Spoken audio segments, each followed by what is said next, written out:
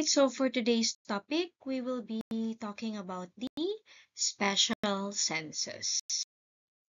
For the past sessions or past topics that we have been doing, we have actually discussed the sense of touch, especially when we were talking about the integumentary system.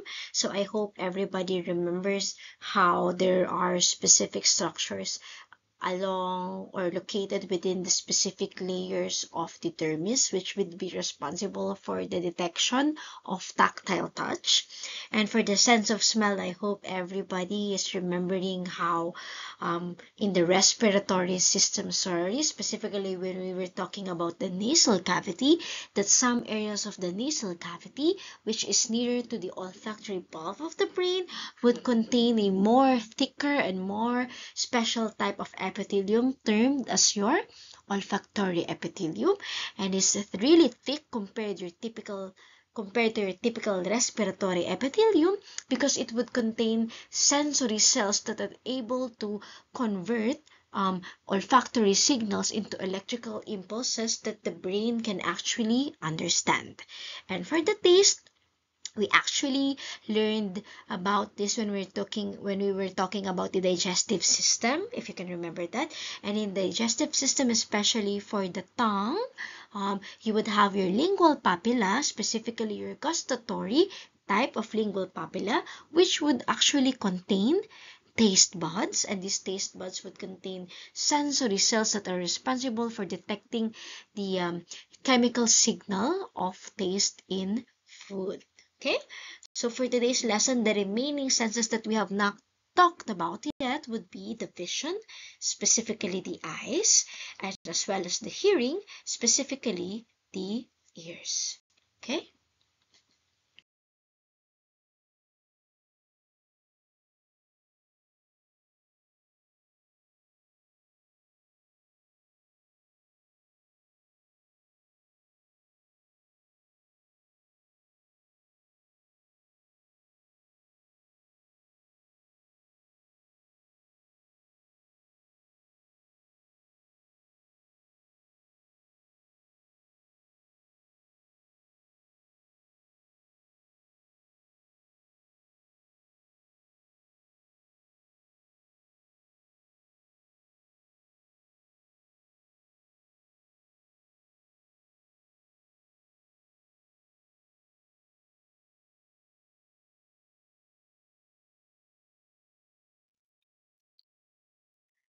For the basic structure of the eyes and the ears, so basically, some parts of it would be parenchymatous in nature, and some parts of it would be tubular. So, but I guess majority of it would be technically tubular in structure, because of course the eye is made up of a globular structure that has a big lumen inside, but it is not empty because it contains a thick vitreous jelly-like substance. And of course, for the ears, basically a continuous network of tube-like structure, um, which extends from the outside of the head into deeper into the ears. Okay. So what are the main functions of the special sense organs? Of course, for the eyes, its main purpose is to detect things, to see things for vision. And for ears, it has two main functions. One is for the sense of hearing or audition, and second is for the sense of balance or vestibulation. Okay? For vision, the main stimuli would be light. For the ears, the main stimuli would be the vibrations. And the key point would be these special sense organs should be able to sense and capture both this light and vibrations, and then transform this into electric impulses that the brain can actually analyze and process, so you will know, what you're seeing is this and what you're hearing is this. Again, so this is the key point. Even if all the structures of your eyes and ears are intact, if the nervous part or the nerves that are connecting these eyes and ears into the brain is not working or disrupted, then you will not be able to have the sense of the sensory function at all. Okay, so it's important that both the sense organs and its connection to the brain is intact. Okay, so how do the eyes develop? Basically, the eyes would come from the ectoderm. So the two types of ectoderm, we would have our surface ectoderm and the ectoderm that will actually eventually form the brain, or the neural ectoderm. So the outer parts of the eyes would come from the surface ectoderm, while the more inner structures would come from the neural ectoderm. And of course, it would form some invaginations, and eventually the outer part, the combination of the outer part and the inner part, will give rise to the lens, and the neural ectoderm will also give part to the posterior part of the eye globe structure, as well as the different layers that we will be discussing later. For the ears, it's somewhat the same story, but this time it is found somewhere more caudal in the head. And here you would see that in the surface ectoderm, there will be invaginations and thickenings of some placodes. And these placodes here from the outside area, as well as the endoderm area part in the pharynx, would actually meet and form the external and internal parts of the ear.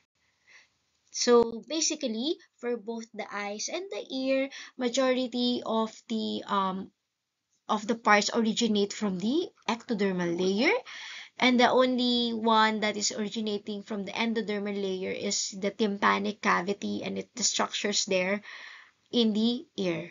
Okay, but majority for the sense organs, mostly they come from the ectoderm.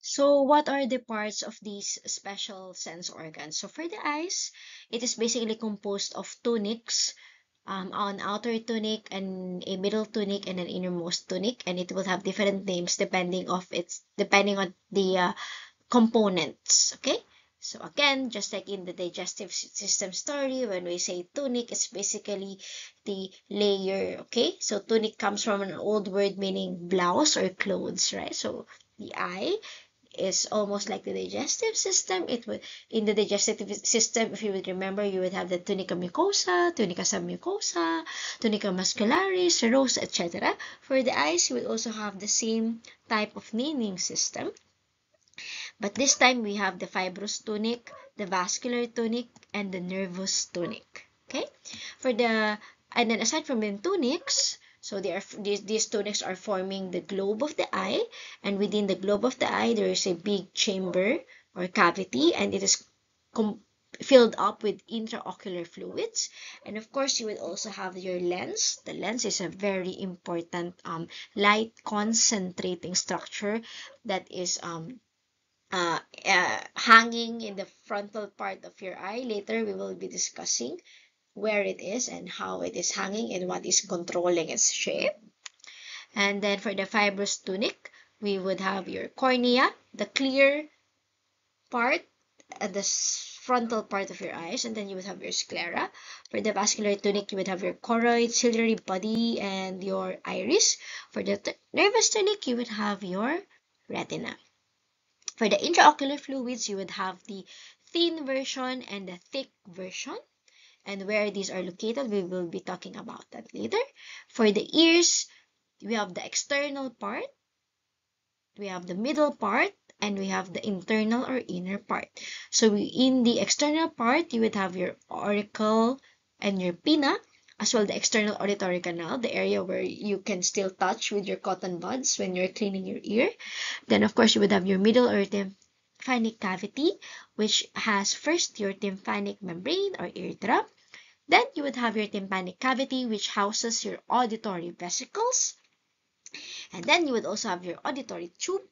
And then for the auditory ossicles, you would have your malleus, incus, and stapes in the order of from the outermost to innermost. Okay, so these stapes, these malleus, incus, and stapes, they function in transmitting the vibrations that was funneled by the external ear, and then eventually reaching the tympanic membrane. So these vibrations that was received by the tympanic membrane will be increased by this magnified by these auditory ossicles, and eventually their goal is for these vibrations to reach the structures of the inner ear, where it can be interpreted in two ways. Okay, so in the inner ear you would have your bony part and your membranous part, and the membranous part is basically located inside the bony part, and the structures of the membranous and bony part, they are they would have different names, of course. For the bony part, it's termed as canals. For the membranous part, it's termed as ducts. And under the bony labyrinth, you would have the vestibule. So you would have the succulent utricle, and you would have the cochlea, the spiral shape, a snail shell-like structure. It would contain your cochlear duct. So the vibrations that were magnified by the auditory ossicles, so the vibrations that were received by the tympanic membrane and magnified by the auditory ossicles and eventually transmitted to either your semicircular duct, succulent utricle, or cochlear duct will be transferred into electrical impulses and eventually sent through the auditory nerves into the brain for processing. Okay? Alright, for the eye, again, we have the different tunics. The outermost layer is the fibrous tunic, and in the front clear part, it would be your cornea, and the white part is basically the whites of your eye. This would be your sclera. The middle part would be your vascular tunic, this dark green color, and for the vascular tunic, it changes its name depending on its specific location. If it's located in this area, it would be your choroid. If it's located in this area, which is the part where it is in the level of the lens, it is holding the lens, it would be your ciliary body. And these projections here, which will actually cover a little bit of the lens and produce the opening here, it would be your iris. Okay, so same tunic but different names depending on the different locations. And of course, you would have your nervous tunic or retina. So that would be the innermost layer here. Okay. And again, technically, the eye is a tubular hollow organ, and it has cavities at the back, the posterior cavity. It contains the thick type of humor, vitreous humor. It is really thick and really gelatinous in nature, while the anterior cavity here contains aqueous humor, and this anterior cavity is actually divided into the anterior chamber and posterior chamber. The division between the anterior and posterior is delineated by the iris.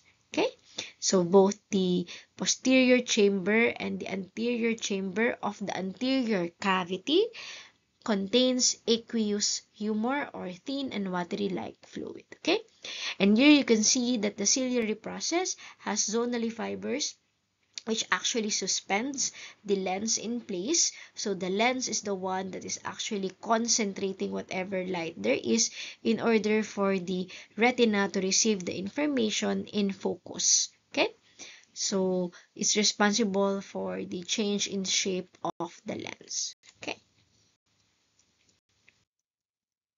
for the cornea, you can see here that the cornea is clear because the collagen bundles located in the middle area, thick middle area, or the stroma, have the same thickness. They are very fine in nature, and the key point which gives it the transparent appearance is the orderly and regular arrangement of the collagen fibers. Okay, and of course you would still have the epithelium on the outermost layer, and of course you would have this Descemet's membrane in the innermost layer, as well as the endothelium before you have your anterior chamber of anterior cavity. Okay, so the structures of the cornea especially holds a place in my heart because I have had it altered in the quest to not wear glasses because I have very poor eyesight before. But finally, I decided to be courageous enough to do LASIK. So actually, there are different ways by how laser can actually alter the shape and thickness of your cornea in order to compensate for imperfections in the shape which led to the poor eyesight. First, the first technique is LASIK, wherein the epithelial layer is actually removed or scraped or sloughed off using laser and the inner stromal layer. For LASIK, this time what happens is the epithelium is actually cut in an almost complete circle fashion, and then after this is flipped out, the laser will cut the topmost part of the stroma, whatever thickness is needed for the grade of your eye, and then the epithelial layer will be put back. Okay. Then the one that I got, the best one, which has the least amount of trauma to the cornea, there will only be a small slit here that is shaped like a smile. That's why it's called smile LASIK. And then the laser will cut a small packet of stroma in the middle, and the surgeon will just get this inner part of the stroma and pull it out of this very small opening. So in a sense, you are altering the thickness of your stroma without having to cut excessively the epithelial layer. So you have only a very small site of injury, and as opposed to these two, which would usually take 2 to 3 weeks for healing, the smile type of laser operation, because it has a very small damage in the epithelial layer, it would only take maybe 2 days for recovery. So in my case, I did my LASIK operation on a Saturday, and by Monday, I was actually back to work. So for those who are on the fence on whether they should get this, I think the best thing to do is consult a doctor and try to find out if your cornea is thick enough to handle the smile version, or if it's not thick enough, maybe one of these two versions will be more ideal for your case. So it's actually a case-to-case basis, but if you have the money and if your cornea or your stroma is thick enough, it is best to get the smile type of laser eye surgery. So for the scleral, okay, the back part of the fibrous tunic, this time it is opaque, it is white, it's the whites of your eye. This is so because the primary collagen fibers come in different sizes and they are arranged irregularly. Okay, so here you can see that the sclera proper, as opposed to the very orderly arrangement of the collagen bundles in the cornea, this time in the sclera there is a more irregular style, and histologically in this part you will see that it actually resembles histologically the tendon and ligaments, right? As well as the arrangement of the collagen fibers in the dermis of your skin.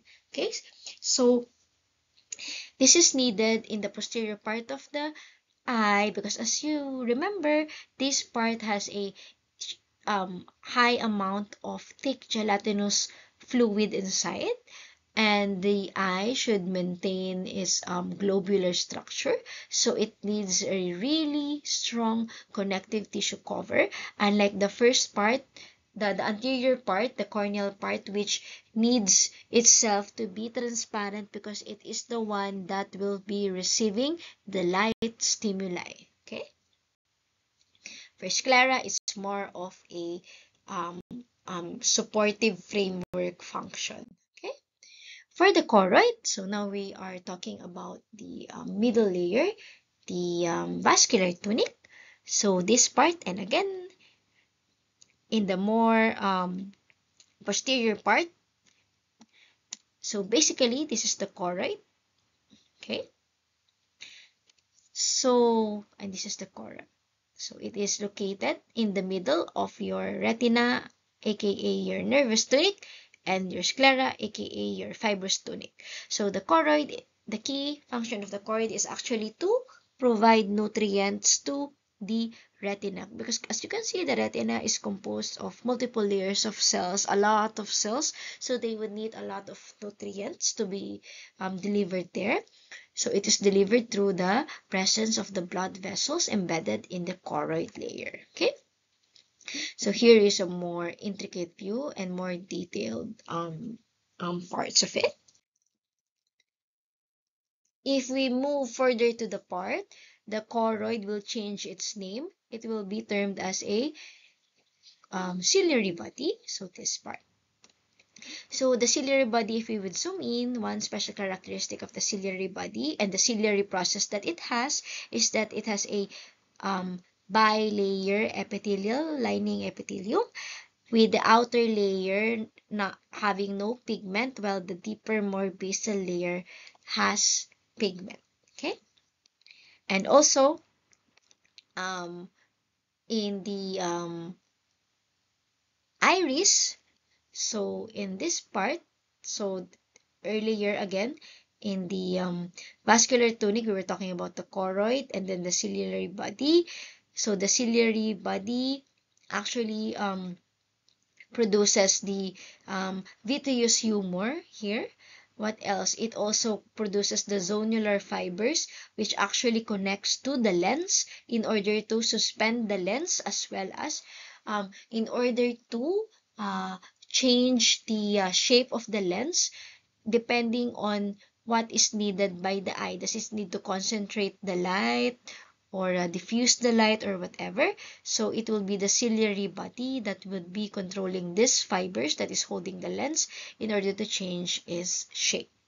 But if we move more cranially, we will be going into the iris already. So the iris is basically the part of the eye that is usually changing colors depending on the amount of pigment, melanocytes, or absence of melanocytes or pigment cells there. So if there's absence, then that's the time when you would have your blue eyes or a combination of expression of patterns of pigmented cells. We would have your green eyes or whatever. Okay, so it depends. Also for animals, no, the amount of pigment cells and the specific type of pigment will dictate the color of your eyes. So the color of your eyes, actually, that would be the iris. So the iris is important because it's the one that would either extend or contract in order to dilate or constrict the opening or the pupil.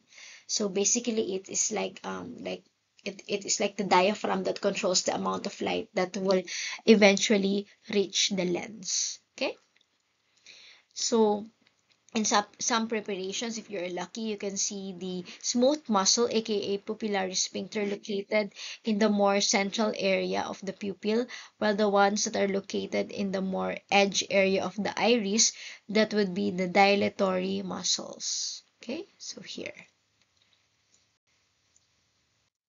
Again, for the pupil is basically the opening here. So the pupil is actually a structure that is basically an opening.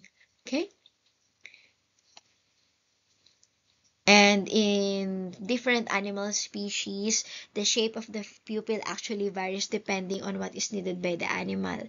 If the animal needs to be alert and needs to see a wide area of its environment, because it is actually a prey and it's wary of predators, the pupil is horizontal.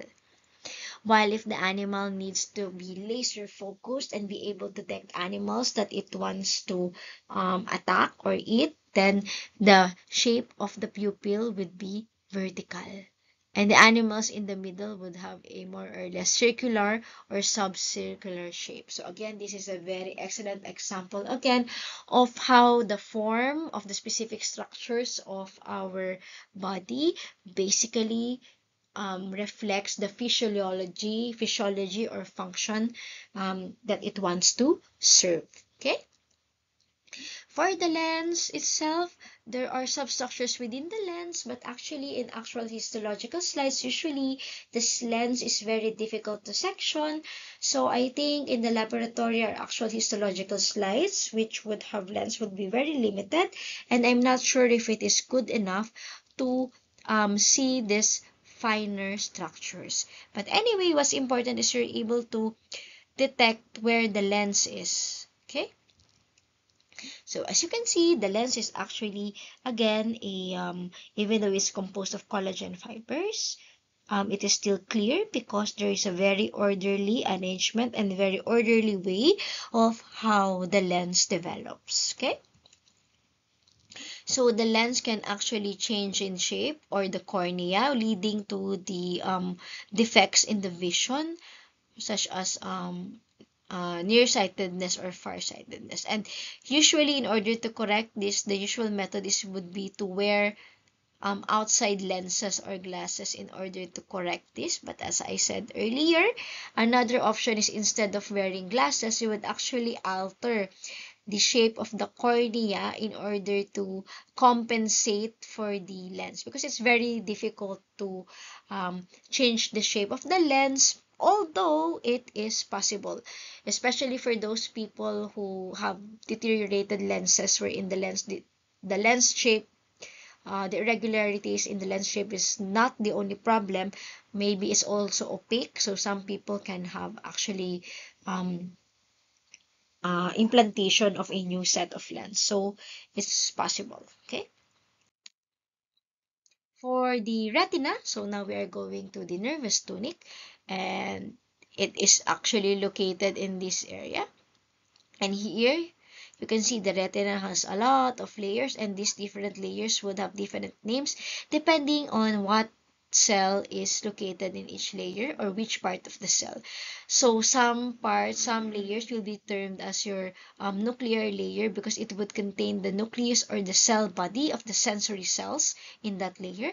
And some layers will be called as your plexiform layers. So it's just inner, outer, inner, outer, nuclear, nuclear, plexiform layers. So these plexiform layers, these will actually correspond to areas containing the axons and other processes of the neuronal cells located in the retinal layers. Again, we have very good actual slide samples of the retina in the laboratory. So please try your best to look and examine the retina and try to identify the different layers of the retina from the inner part to the outside part. Okay? And as another additional information, so of course, especially in the animal kingdom, you would have animals that would need extra photo vision capability even during the night, because usually these animals will be more active at night. So they have this reflective layer, the tapetum lucidum. So humans don't really have this unless you're a vampire, no? So in the Hollywood movies, the vampires, I think they have tapetum lucidum. But anyway, this tapetum lucidum would actually manifest itself as like pigmented layer in between the retina and the choroid, or sometimes, depending on the species, it can actually be located somewhere between the rods and cone layer of the retina. So it differs, okay? Even the component of the tapetum lucidum, it differs from species to species. So in our case, in our histological samples, slide samples in the lab, we do not have animal samples with tapetum lucidum, because I think majority of our eye slides are from humans. So maybe you will fail to see this, but hopefully in the future we are able to add some eye sample slides from animals which have tapetum lucidum. Okay? And of course, as what I have said earlier, it is not enough that the sense organs are able to detect and capture the stimuli, the photostimuli in case of the eye. It is also important that these um, nerve cells in the retina are able to transfer the information into electric impulses into the optic nerve. So it will be the optic nerve.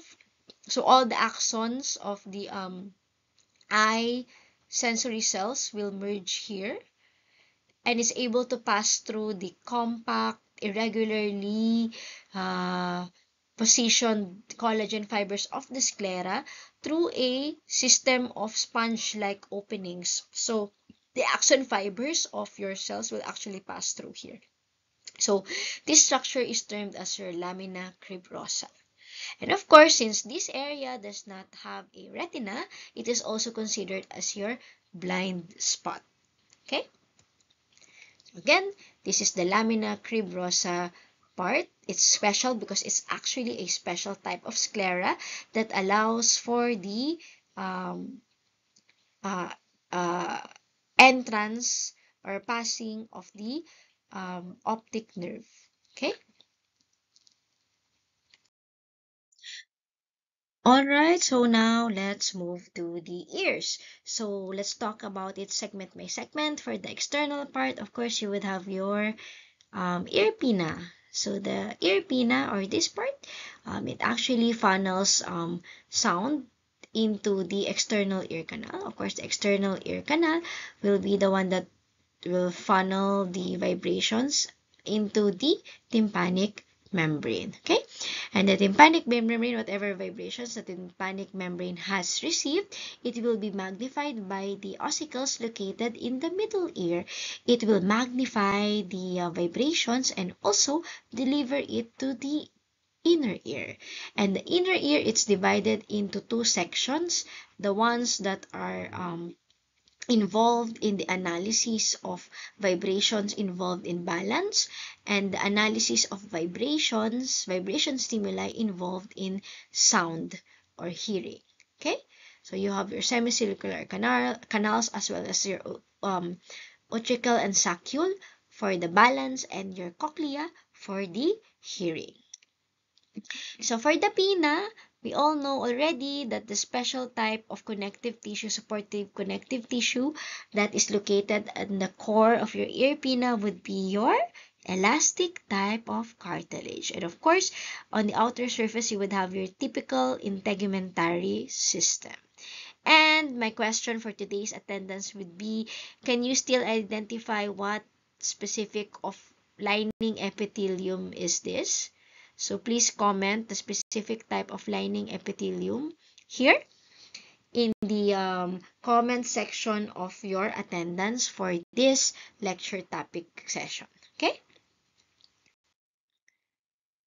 Okay, let's move to the other strip. So within the external auditory canal, since it is basically lined by thin skin, you would still have your glands here and hair follicles. But what's special about the glands located in the external auditory canal of your ear would be the presence of your ceruminous gland. So your ceruminous gland will be producing your cerumen, or the more scientific name for earwax, aka your tutuli. Okay, so these are the glands that are producing your earwax. Okay. Next, in the middle ear, again, we would have your malleus, incus, and stapes, and they are actually ossicles or small bone fragments that serve as they magnify the vibrations received by the tympanic membrane and also deliver it to the structures of the inner ear. And they are basically named after everyday objects that they look like, resemble. So you have um, your malleus, incus, and your stapes or stirrups. Okay. Here is an outer view from the outside here of the tympanic membrane. So you can see the tympanic membrane is really membranous. It's really very, very thin, a little bit opaque, but it's still transparent. And here you can see a part of malleus, specifically its manubrium. It is directly attached to the tympanic membrane. As such, it can detect the vibrations detected by the eardrum. So it should be like this. It should be closed and patent and continuous. Okay, but if you cut it cross-sectionally, it is very, very thin. It is made up of thin, fibrous connective tissue layer. And of course, you would also have your very flat squamous layer of lining epithelium. So there are a lot of experimental cases when there is hearing loss, not because there is a problem in the inner ear or in the middle ear, but it's because it's not able to detect the vibrations because there are perforations in the integrity of the tympanic membrane. So no vibration is able to reach the middle ear as well as the inner ear. So a lot of studies would want to see what can be used. Can stem cells be used in order to heal these perforations? And I have personally worked on this paper and made sections of the tympanic membrane. And as you can see here, if there is injury and the tympanic membrane is trying to repair itself, the collagen fibers is a little bit more irregular in shape and very, very thick as a sign of a previous injury, and the tympanic membrane is actually trying to heal itself. Okay, so now we move to the inner ear. So we have already funneled the vibrations, the sounds, and then it reached the middle ear, and then it it was magnified and then sent to the inner ear. So again, for the inner ear, we have the balance processing and the hearing processing. For the balance processing, we have two types. This area, the utricle and the saccule, they are responsible for the um, forward and backward motion, linear motion related. They detect that. So the specific areas of this utricle and saccule would be your macula. Okay, these macula are the sensory areas containing the hair cells. So earlier, the counterpart of this in the eyes would be the nuclear cells, bipolar neurons in the retina. So in the case of the ear, they are found here in the macula for the utricle and saccule. And this macula would have hair cells, which will have very long stereocilia, which will be embedded in gelatinous membrane, which contains these small otoliths or otoconia, or calcium impregnate calcium small calcium particles. And these small calcium particles, whenever you are moving, they would actually move, and once they move, they will uh, also bend the hair cells in the apical surface of the hair cells. So they will bend the stereocilia, and the bending of the stereocilia will produce electrical impulses that can be later transported as electrical impulses into the brain, so the brain can analyze the formation, sorry, the balance of the animal or the movement. Okay, so that's for the otoliths are needed for the forward and backward, basically linear motion. But what about rotational motion? For the rotational motion, it is the semicircular canals that is in charge of that. In the semicircular canals, instead of a flat-like sensory area as what is seen here in the utricle and saccule, what you will see is a knob-like structure known as your crista ampullaris. It actually projects into the lumen of this semicircular canals, and this time there are no more otoliths, but still there are stereocilia at the top part which can move depending on rotational movement. So again, it is because of this that you get nauseous or dizzy sometimes when you are riding the plane or the car, because the hair cells or the hair cells can detect movement, but visual wise you cannot really see that you are moving. So there is disconnect in what is being seen and what is being felt by your eyes and ears, leading to a confusion in the brain, leading to dizziness. Okay? Okay, for the inner ear. So earlier we were talking about the balance story. Now let's go to the hearing story. And for that, we have to focus here. Earlier we were focusing here, right? Remember the semicircular canals with the knob-like structure, the crista ampullaris, as well as the flat macula sensory areas of the utricle and saccule for the which contains otoliths, which again is for linear motion, rotational motion, balance story. Now we are moving in the hearing story, and the primary part of the cochlea or the membranous labyrinth here. So again, cochlea is the organ of Corti. It is somewhere here. There are also hair cells in here that will actually detect the vibrations and translate it as electrical impulses, so the brain can understand what type of sound it is receiving. Okay, so what's cute about this is that different species would actually have different number of turns in the spiral ganglion. Okay, so again, the bony part will be the bony labyrinth, and inside it would be your membranous labyrinth. To be specific, each turn or each tube of your membranous labyrinth is actually divided into three duct system or scala.